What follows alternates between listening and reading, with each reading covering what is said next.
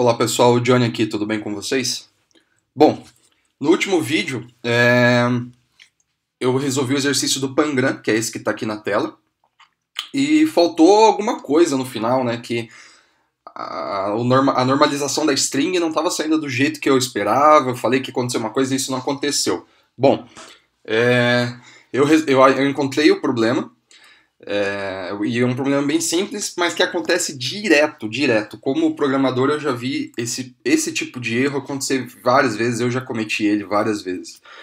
Então aqui, ó, como vocês podem ver, aqui está o Unicode Data Normalize, que é o que a gente usou da outra vez. Só que o que faltou foi a gente encodar essa string em ASCII. A gente simplesmente normalizou ela, mas não transformou em ASCII. Então ela estava ainda como uma Unicode. E em Unicode, o código das letras em si, ele tem muito mais códigos de letra, muito mais letras que no ASCII. Então se eu não tentar transformar ela em ASCII, ele vai manter aquela letra lá. Porque o Unicode tem aquela letra. Então, aquela letra com apóstrofo e tal. Então, o que acontece?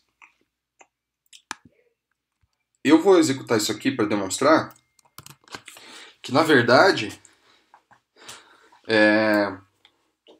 foi só um problema de Unicode. Então isso aqui é realmente só porque eu fiquei devendo para vocês do último vídeo. Unicode data. Eu vou usar aqui a phrase. Então eu vou pegar aquele mesmo exemplo lá de frase em alemão, né?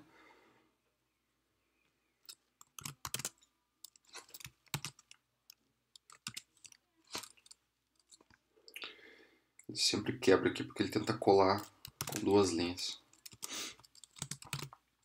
Aí. Então a nossa frase já está aqui. E agora a gente vai ter o nosso Unicode normalize e o encode. Então, ó, se eu executar só o normalize, que foi o que eu fiz da outra vez, a string sai do mesmo jeito, ela não muda. Então o que eu preciso fazer é encodar ela em ASCII. Então eu vou chamar o método encode da string, porque aqui, ó, a saída desse primeiro comando é uma string. Então eu posso, no Python já, invocar o método da saída desse método. Então se a saída dele é uma string, eu vou invocar um método de uma string aqui, tá tudo certo, vai funcionar.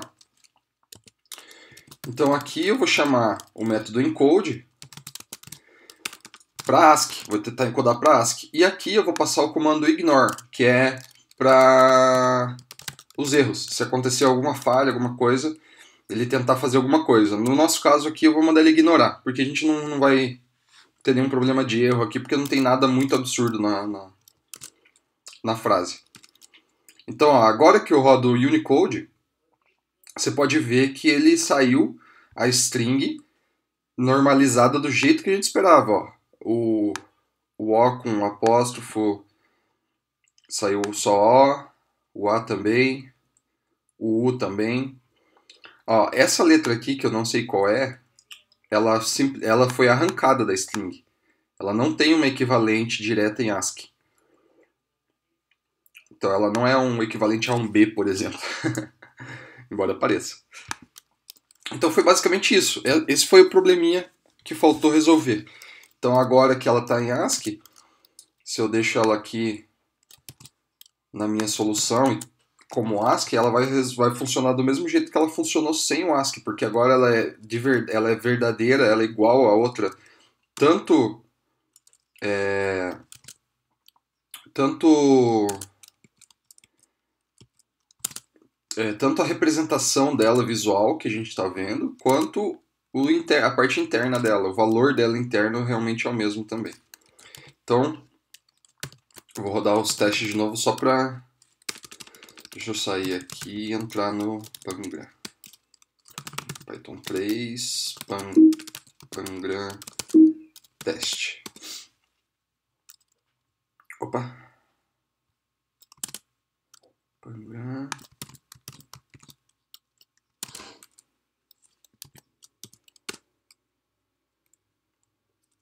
Oxe, rapaz.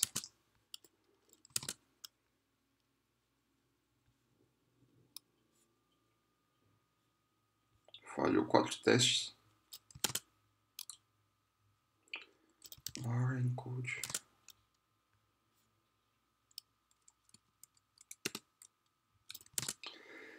Será que eu vou ter que dar um...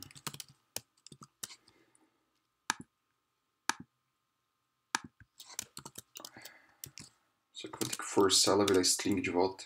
É. Então, a diferença aqui, eu tive que forçar ela a virar string de volta porque como eu normalizei ele para ASCII, vocês viram que aqui, ó, no shell interativo dá pra gente ter noção do que aconteceu.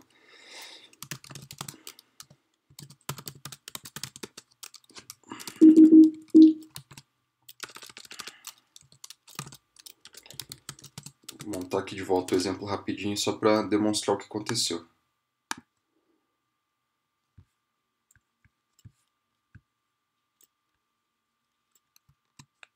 Vou pegar só a primeira parte da palavra pra gente não ter que arrumar ela, da frase. Opa, não peguei a aspas ali pra começar a frase. Tá. Então, o que aconteceu foi o seguinte.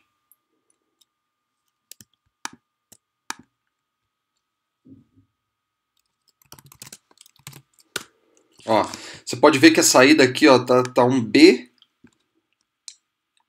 string, né? O B daí é string. Então isso aqui está dizendo que essa string ela não está encodada em Unicode, ela está encodada em ASCII. Então se eu tentar comparar isso aqui, vou salvar ela numa variável, vou chamar de S1 e daí eu vou fazer uma S2. Para S2 eu vou colocar só o valor que está dentro dessa string aqui, ó.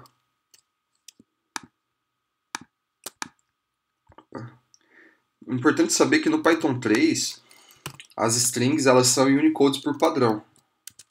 Então a codificação dela é em Unicode. Ó. Tá vendo que a primeira, que é a que saiu da nossa função, tem um Bzinho na frente e a segunda não tem, né? Então muito provavelmente elas não vão ser iguais. Opa. Porque elas são de tipos diferentes. Para começar a conversa, elas já não são do mesmo tipo.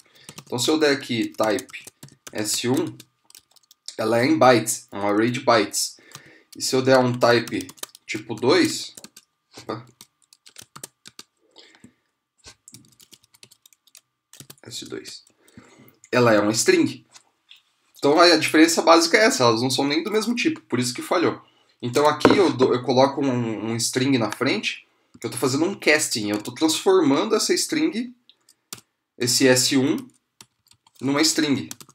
Então ó, quando eu faço isso aqui, ele virou uma string. Então basicamente foi isso. Mas beleza, então eu cumpri a minha promessa de mostrar o que era o erro, né? Já me redimi. Agora a gente vai vir aqui para o próximo exercício, que é RNA Transcription. Esse exercício basicamente pede que a gente escreva uma função que vai transcrever um DNA, uma fita de DNA para RNA. Uma fita de DNA ela é composta por nucleotídeos, que são que podem ser adenina, citosina, guanina ou timina.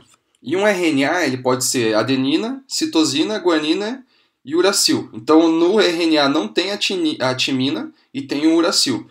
E aqui ó, ele tem uma tabelinha de equivalência. Então a guanina do DNA vai ser a citosina no RNA, a citosina vai ser a guanina, a timina vai ser a adenina e a adenina vai ser uracil.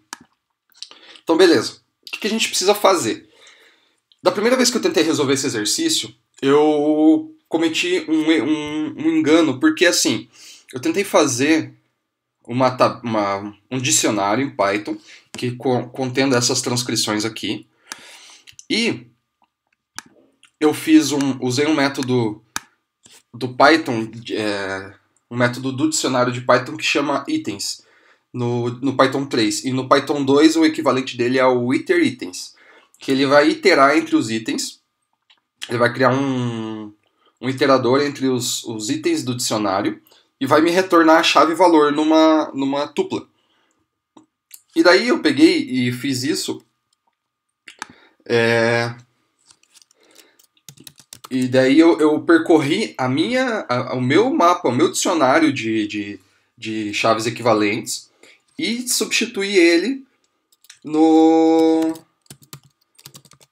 na fita de DNA, né, na string que representa a fita de DNA. O problema disso é que, como vocês podem ver aqui no próprio exemplo, tem dois componentes que são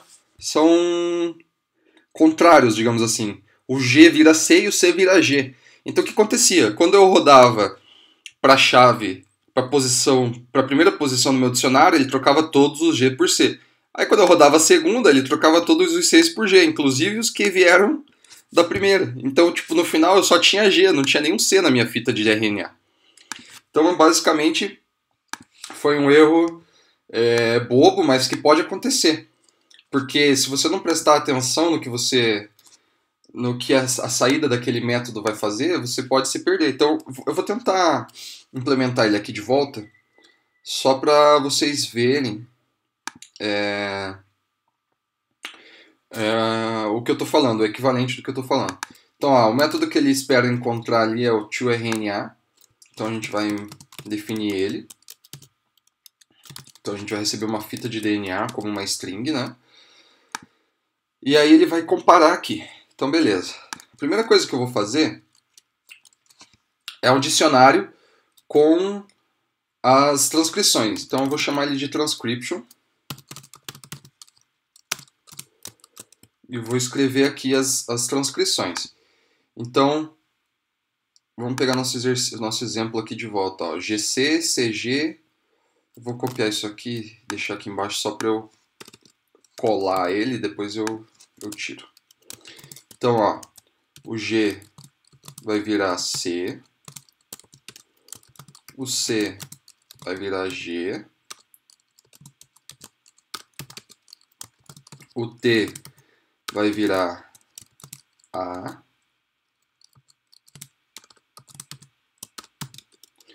e o A vai virar U. Então aqui a gente já tem a nossa tabelinha de transcrição, nosso dicionáriozinho de transcrição. Eu acho que a gente não tinha usado o dicionário antes, então eu vou explicar. Aqui no Python a gente tem um tipo de objeto chamado dicionário, que basicamente é um objeto que recebe vários outros valores, vários outros objetos, pode ser qualquer coisa. No Python o dicionário não tem que ser de um tipo só. Em muitas outras linguagens você só pode colocar dados do mesmo tipo dentro do mesmo dicionário. No Python isso não acontece. A única coisa que você vai ter sempre uma chave e um valor para essa chave. Inclusive a chave aqui também, se eu não me engano, pode ser de outros tipos, não precisa ser só string. Se eu não me engano, pode ser tipo um inteiro, coisa assim. Então aqui a gente tem nossa tabelinha de chave e valor. O que a gente vai fazer? Na minha primeira implementação, eu tinha usado a iteração em cima disso daqui e usado um replace da string. Então eu tinha usado alguma coisa do tipo for nucleotídeo in transcription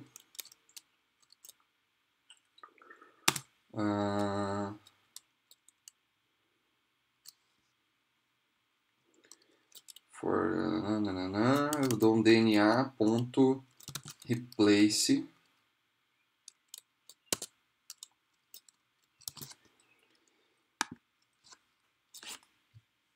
for DNA nucleotídeo e RNA nucleotídeo. Isso. Aí eu vou dar um replace. Posso pular uma linha aqui. DNA replace DNA nucleotídeo por RNA nucleotídeo. E aí eu retorno a minha fita de DNA. No caso, virou um RNA, né?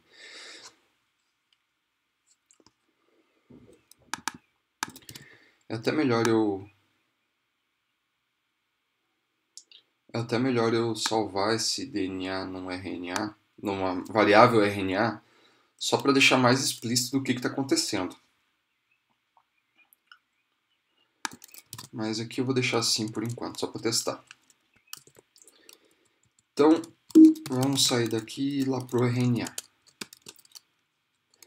Python 3, RNA, teste. Bom, então aí, nosso exercício falhou. Por quê? Deixa eu ver. Ah, esqueci de itens. Eu tenho que chamar o método itens porque ele vai retornar aquele iterador que eu falei que vai andar pela chave, por cada item aqui do dicionário e retornar a chave e o valor. Tá vendo que aqui eu tenho uma variável para receber a chave e uma variável para receber o valor. Então, ao mesmo tempo, eu estou iterando em cima disso e pegando a chave e o valor. Esse erro que ele deu ali no começo foi por causa disso. Então tá aí, ó, a nossa implementação, ela deu errado. Basicamente porque ele não está fazendo as substituições que a gente esperava, né? Ó, por exemplo, aqui dá para ver bem o que aconteceu. Ó, o U ele trocou certo, o A ele trocou certo. O problema está aqui no G e no C, ó, porque o G virou C, aí o C virou G. Mas era para ter virado G mesmo. Enfim. Olha, na verdade ele não... Ah, tá, é que ele não mudou, né, ó. É aqui que é a versão e aqui é a saída, né? Então a versão ficou igual à saída, né? Enfim, não é uma boa implementação. O que a gente vai fazer é deixar isso bem mais simples, na verdade. A gente vai aproveitar a nossa parte da transcription aqui e vai simplesmente dar um replace simples, usando acesso ao dicionário mesmo.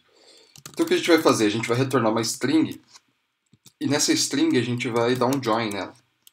O join é um método de string que une duas strings. Então se eu passar uma string aqui, der um join, por exemplo, Python 3, se eu tiver aqui um nome igual a join,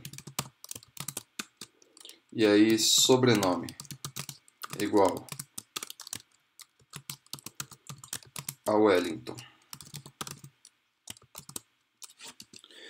Então se eu der um nome.join sobrenome, o que eu vou ter é um...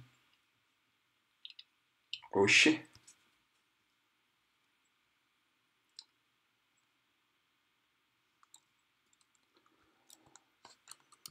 Deixa eu aumentar um pouco a fonte aqui para vocês, deve estar pequenininho.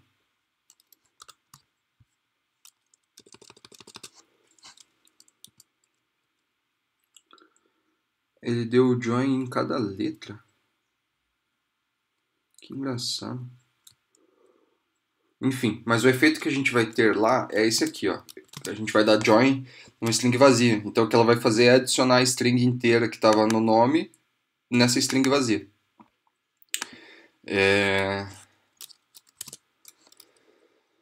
Bom, aí o que a gente vai fazer? A gente vai ter que pegar todos os nucleotídeos que estão aqui no nosso dicionário e transformar eles. Então a gente vai colocar transcription nucleotídeo for nucleotídeo em DNA. O que a gente está fazendo é o seguinte: isso aqui é uma list comprehension. Comprehension, na verdade, mas né? Pronúncias à parte. Isso aqui é uma coisa bastante interessante do Python. Tem outras linguagens que também tem, que você consegue iterar e criar uma lista em uma linha só. Então o que eu estou dizendo aqui, eu estou fazendo um for dentro, eu estou fazendo um for e já criando uma lista com a saída desse for. Então o que eu estou dizendo aqui, para nucleotídeo e nucleotídeo, retorne transcription nucleotídeo. Então o que eu estou fazendo? Para cada letra da minha string DNA, que vai ser o nucleotídeo, eu uso ela como chave aqui no meu dicionário e pego o equivalente dela aqui. Então, se a primeira lá no DNA for um G, eu vou retornar um C, porque eu estou acessando a chave G do meu dicionário e isso vai me retornar o valor dessa chave, que é C. Então, basicamente isso. E aqui, como isso aqui está numa list comprehension aqui dentro, ele vai transformar isso numa string inteira aqui, e depois a gente vai dar simplesmente um join nela para poder retornar ela como uma string aqui fora. Porque eu preciso, para criar uma list comprehension, eu preciso que ela esteja encapsulada dentro de alguma coisa. Então aqui ela está dentro do join. Se eu não fosse ter o join, eu ia ter que ter uma chave, um colchete aqui. Só que isso ia transformar a minha string numa lista de caracteres. Né? Então eu ia separar com vírgula cada caractere. Então não é isso que eu quero. Então por isso eu uso o join, que o join vai simplesmente pegar todos esses caracteres que estão saindo ali e vai unir todos eles aqui dentro. Então, tipo, eu estou pulando uma parte, né? Aqui ele vai transformar numa lista de strings, de caracteres, né? Mas no Python tudo é string, então tá de boa. Transformando essa lista e dando um join nela. Então, por exemplo, vamos fazer aqui um exemplo. Tenho minha lista aqui. Eu tenho lá A, B, C. Meu teclado é americano, daí tipo, se eu aperto aspas e C, ele sai cedilha. Beleza.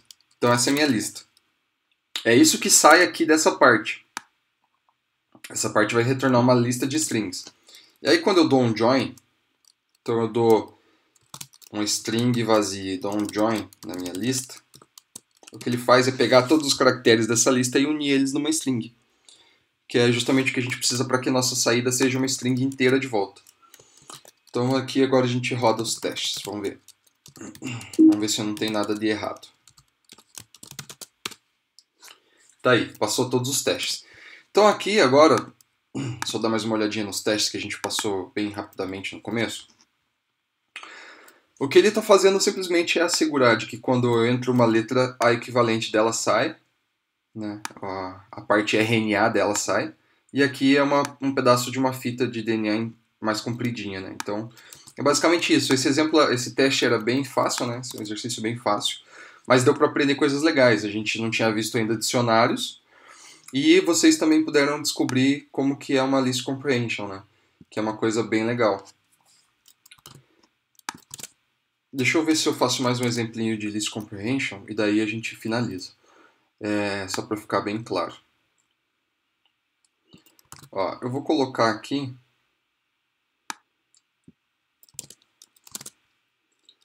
Eu vou pegar nosso próprio exercício aqui, transcription. Opa, estou dentro de Python, né? Python. Aí, agora sim. Então agora a gente tem nosso transcription. Nosso DNA. Eu vou salvar esse mesmo exemplo que tem aqui nos testes. Vou pegar esse mesmo exemplo. E agora a gente vai montar uma list comprehension com isso. Ó, aqui eu não consigo fazer, porque eu preciso, como eu falei, eu preciso fechar isso aqui em volta de uma chave, que é como a gente cria uma lista, né?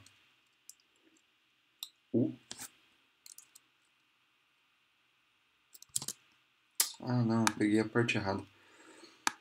O DNA é essa, né? Aquela é o RNA.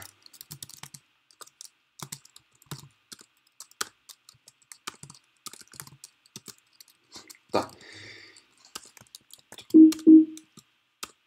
Ó, se eu não colocar ela dentro de uma lista, né? Porque a forma que a gente cria uma lista é assim, né? Isso aqui é uma lista vazia.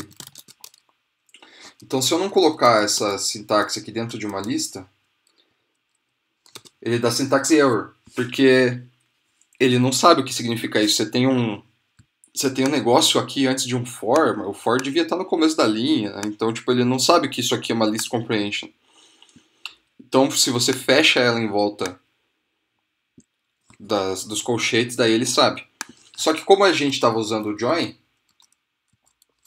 então aqui eu vou usar aquele mesmo esquema que a gente usou no exercício lá, join.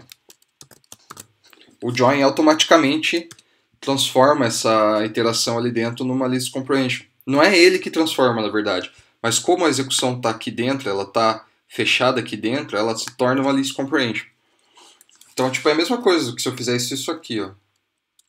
Na verdade, eu não tenho certeza se isso aqui vai funcionar, mas eu imagino que seja a mesma coisa. Isso.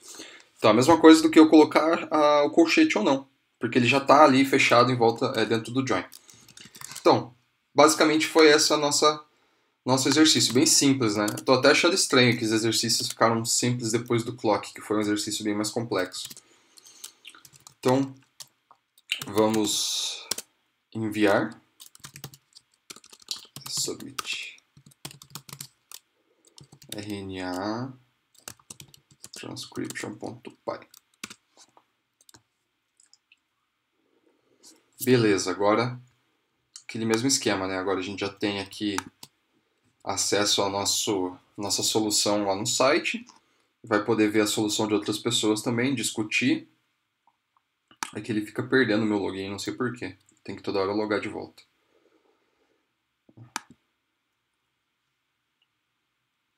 Então é isso aí.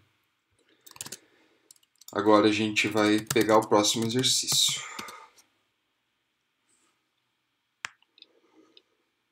Humming. O que significa humming? Um ator excessivamente teatral.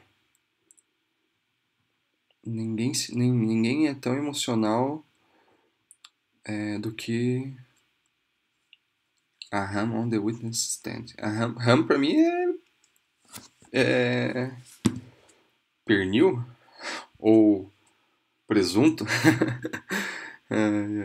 Mas enfim.